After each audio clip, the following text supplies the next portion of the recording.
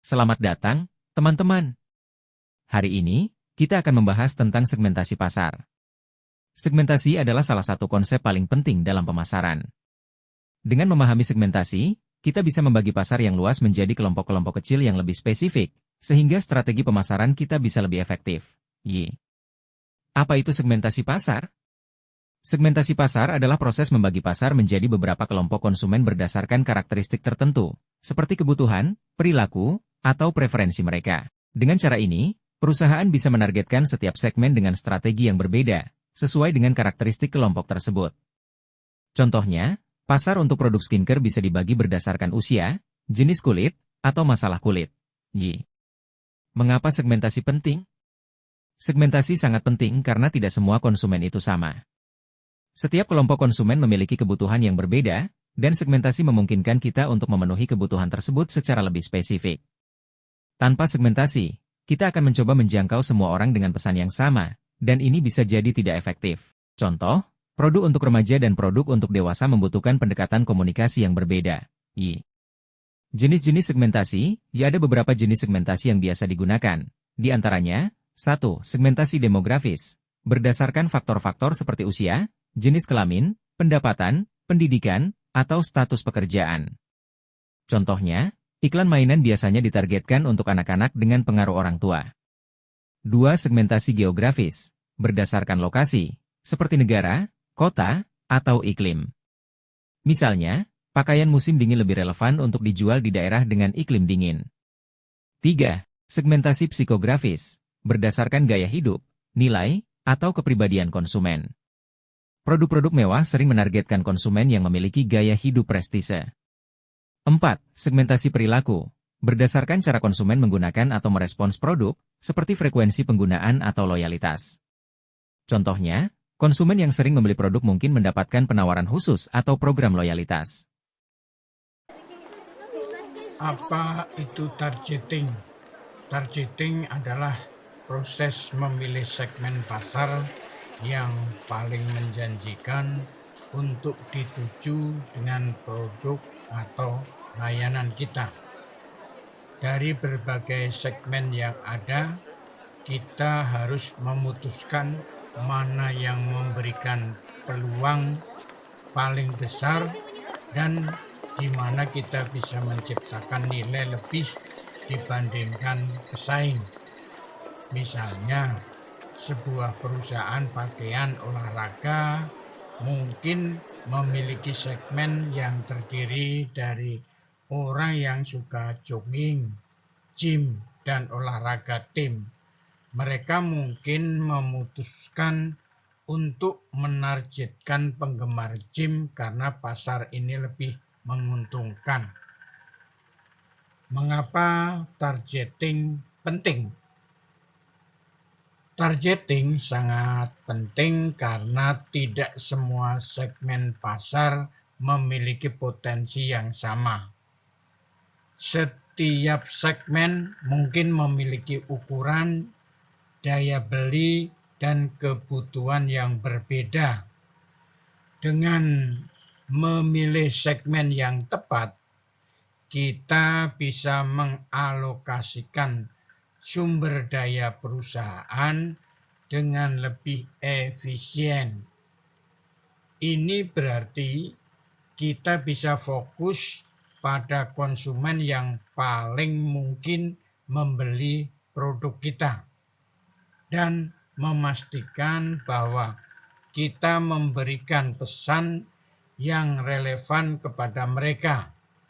Tanpa targeting yang tepat, pemasaran kita mungkin tidak efektif atau malah membuang-buang anggaran. Kriteria dalam memilih target market. Ada beberapa kriteria yang bisa digunakan dalam memilih segmen pasar yang akan ditargetkan. Yang pertama, ukuran pasar. Apakah segmen tersebut cukup besar untuk menjadi target yang menguntungkan? Segmen yang terlalu kecil mungkin tidak cukup menguntungkan. Sementara segmen yang terlalu besar mungkin sudah sangat kompetitif. Yang kedua, pertumbuhan segmen. Selain ukuran, pertumbuhan segmen juga penting. Segmen yang berkembang pesat memberikan lebih banyak peluang pertumbuhan di masa depan. Yang ketiga, daya beli segmen. Apakah segmen tersebut memiliki daya beli yang sesuai dengan produk atau layanan yang kita tawarkan? Targeting segmen yang tidak memiliki daya beli yang cukup dapat membuat usaha kita sia-sia. Yang keempat, keselarasan dengan tujuan perusahaan. Segmen yang kita pilih harus berjalan dengan misi, visi, dan tujuan perusahaan. Misalnya, jika kita ingin menjadi merek premium, segmen yang ditargetkan haruslah konsumen yang mencari kualitas tinggi. Kemudian yang terakhir, yang kelima, tingkat persaingan. Apakah segmen tersebut terlalu banyak pesaing? Jika ya, kita perlu mempertimbangkan apakah kita memiliki keunggulan kompetitif untuk bersaing. Strategi targeting. Setelah memilih segmen, ada beberapa strategi targeting yang bisa digunakan. Yang pertama, targeting tanpa pembedaan, yaitu berupa mass marketing. Di sini, kita tidak membedakan antara segmen-segmen dan mencoba menjangkau seluruh pasar dengan satu produk atau satu pesan yang sama. Strategi ini sering digunakan oleh produk kebutuhan pokok seperti garam, gula, beras, dan lain sebagainya. Yang kedua, targeting terdiferensiasi atau differentiated marketing. Dalam strategi ini, kita membuat strategi pemasaran yang berbeda untuk beberapa segmen yang dipilih. Misalnya, sebuah perusahaan mobil mungkin memiliki kampanye terpisah untuk segmen konsumen keluarga dan segmen konsumen muda. Yang ketiga, targeting terkonsentrasi atau niche marketing. Perusahaan fokus pada satu segmen yang sangat spesifik.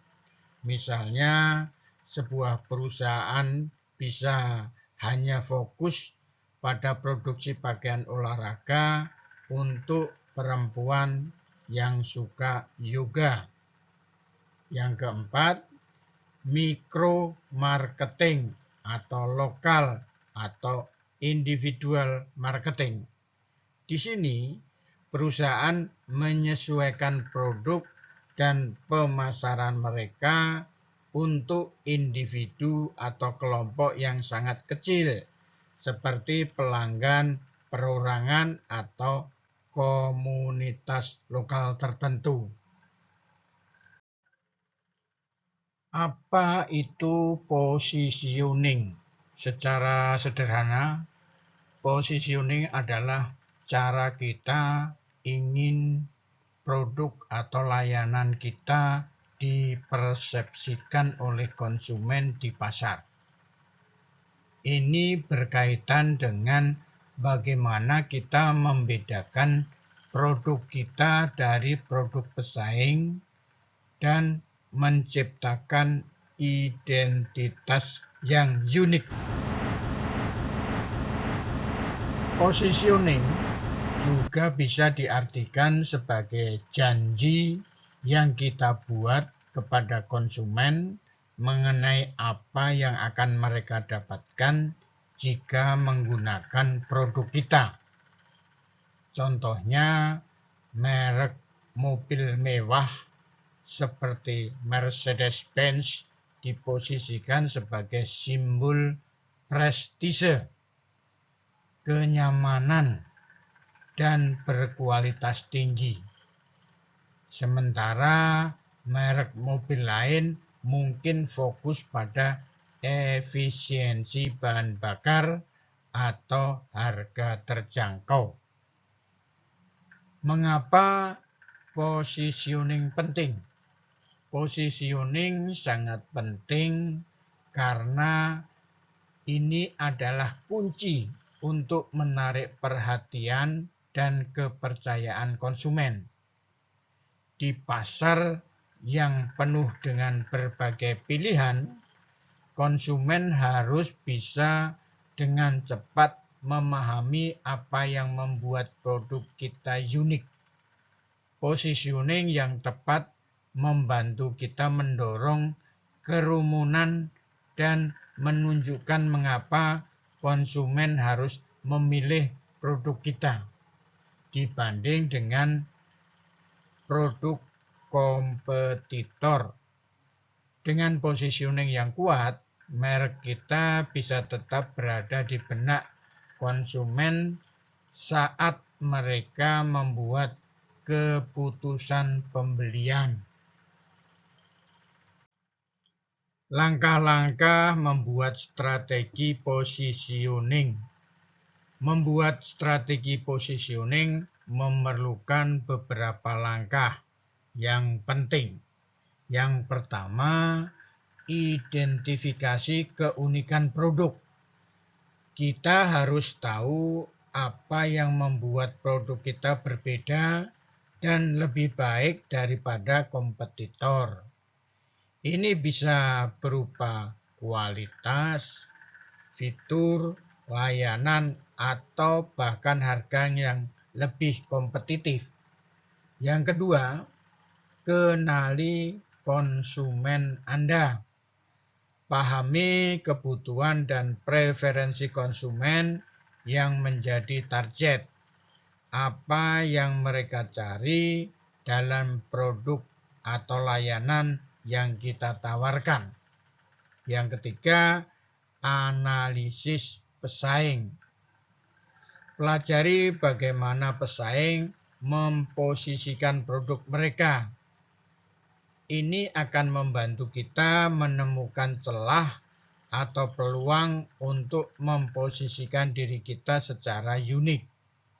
Yang keempat, buat pernyataan positioning. Setelah memahami keunikan produk, kebutuhan konsumen, dan posisi pesaing, kita bisa membuat pernyataan positioning yang jelas. Pernyataan ini biasanya berisi siapa target pasar kita, apa kebutuhan mereka, dan bagaimana produk kita memenuhi kebutuhan tersebut dengan cara yang unik. Sebagai contoh pernyataan positioning, untuk mereka yang mengutamakan kualitas, premium, merek menawarkan pakaian olahraga yang dirancang untuk kenyamanan dan performa maksimal, sehingga membantu Anda mencapai tujuan kebugaran dengan penuh gaya. Contoh positioning yang sukses.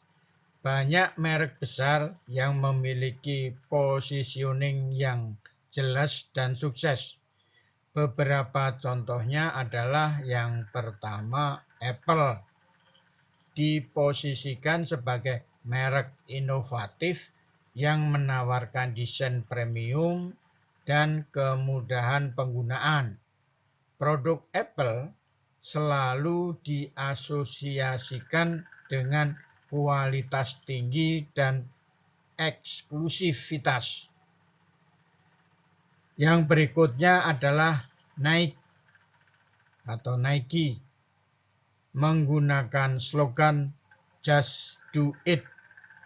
Nike memposisikan dirinya sebagai simbol keberanian dan determinasi dalam dunia olahraga.